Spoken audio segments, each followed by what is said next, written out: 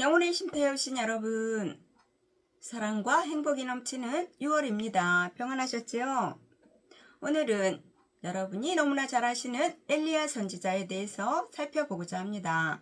여러분은 엘리야 선지자 하면 어떠한 사람으로 생각하시나요?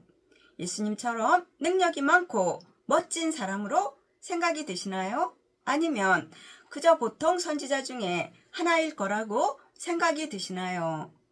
엘리야라는 이름은 여호와는 하나님이시다 라는 뜻입니다. 그는 길르앗, 디셉이라는 곳에서 태어났으며 시대적으로 보면 북이스라엘의 나쁜 왕들인 아합 왕과 아하시아 때 사람입니다. 그러한 엘리야와 하나님과 동행했던 에녹과 예수님은 죽음을 보지 않고 하늘로 올라간 3명 중에 하나로 누구나 부러워하는 사람이기도 합니다. 그렇게 엘리야가 죽음을 보지 않고 올라간 것은 말씀에 순종했기 때문입니다. 열왕기상 17장을 보면 엘리야의 인생은 이렇게 시작합니다. 엘리야가 아합에게 말하되 이스라엘 하나님 여호와께서 살아계심을 두고 맹세하노니 내 말이 없으면 수년 동안 비도 이슬도 내리지 아니하리라 라는 무서운 말을 합니다. 이스라엘에는 원래 비가 많이 안 오니까 그렇다 해도 이삭이 야곱에게 축복할 때 하나님은 하늘의 이슬과 땅의 기름짐이며 풍성한 곡식과 포도주를 내게 주시기를 원하노라 라는 기도에서 나타나듯이 이스라엘에서 이슬이라는 존재는 생명 그 자체였습니다. 지중해에서 불어오는 고온다습한 공기에 묻어서 차가운 밤중에 이슬이 되어 내리면 그것으로 마시고 농사를 짓고 사는 나라입니다. 그런데도 왕 앞에서 그런 저주를 하면 죽을 것을 뻔히 알면서도 엘리야는 당당히 선포하죠. 이 말은 백성을 괴롭히는 아합 왕에게 회개하라는 하나님의 경고의 말씀이었던 것입니다.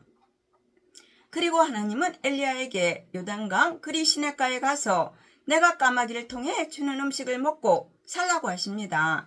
그리고는 드디어 3년 반의 가뭄이 시작되지요. 시냇물이 마르자 하나님은 엘리야를 이방 땅인 사르밧으로 보냈습니다. 그래서 사르밧 가부는 마지막 남은 가루 한 움큼으로 떡을 해먹고 아들과 함께 죽으려던 비참한 상황이었습니다. 그런데 엘리야는 먼저 나를 위해 떡 하나를 만들어 오라는 이해하기 어려운 요구를 합니다. 엘리야의 마음이었을까요? 아니면 아들과 함께 사는 사르밧 가부를 축복하시려는 하나님의 은혜와 긍휼이었을까요? 어찌되었든 은혜 입을 사람은 다르죠. 아니 그거 하나 남은 걸 빼앗아 먹어요? 라고 욕을 할 수도 있는 그러한 상황에서 오히려 순종을 하고 있으니 말입니다.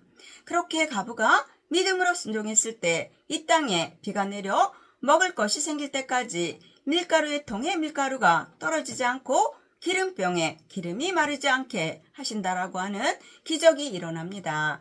더구나 그녀의 아들이 죽었을 때 엘리야의 간절한 기도로 아이의 생명이 다시 돌아오는 놀라운 역사도 일어나죠. 이 사건을 통해 이방인 가부는 여호와의 말씀이 진실임을 확신하게 되었습니다. 이렇게 하나님은 때때로 우리가 이해할 수 없는 우리의 마지막 남은 그 하나마저 요구하실 때가 있어요. 그러나 그것은 우리를 힘들게 하려는 것이 아니라 하늘의 비밀과 축복을 경험하게 하려는 복된 사건의 시작이구나라고 알았으면 좋겠습니다. 엘리야 선지자의 사역의 클라이맥스는 갈멜산 싸움입니다. 그는 바알과 아세라 선지자 850명과 기도 싸움으로 대결할 때 여호와가 참 신임을 선포했어요. 엘리야가 제단을 쌓고 부르짖자 하늘에서 불이 내려와 재물과 도랑에 물을 태워버렸습니다. 이 승리로 우상 숭배자들은 모두 죽임당하고 3년 반의 가뭄이라는 저주가 거치는 큰 비가 내렸습니다. 하지만 승리의 기쁨도 잠시 또 태클이 들어오죠. 이세벨이란 아합 왕의 아내가 죽여버리겠다고 하는 협박에 엘리야는 깊은 영적 두려움에 빠지고 말았어요.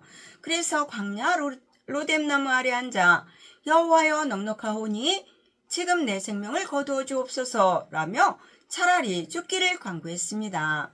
위대한 선지자였던 엘리야도 육신을 가진 인간이었기에 죽음의 두려움과 현실에서 보이는 좌절 앞에 속절없이 무너진 것입니다.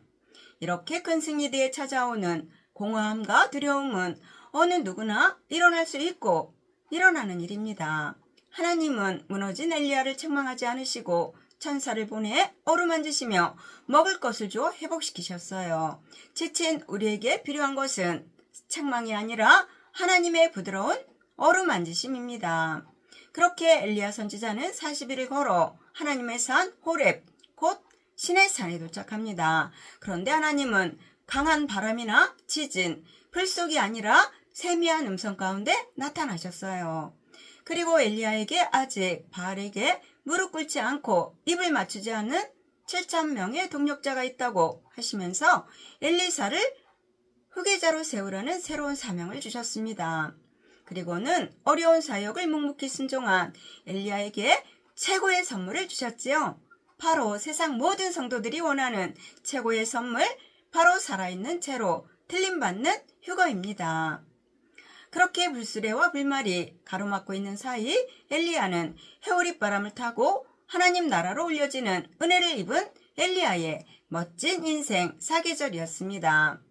여러분은 엘리야의 인생을 보면서 무엇을 느끼셨나요?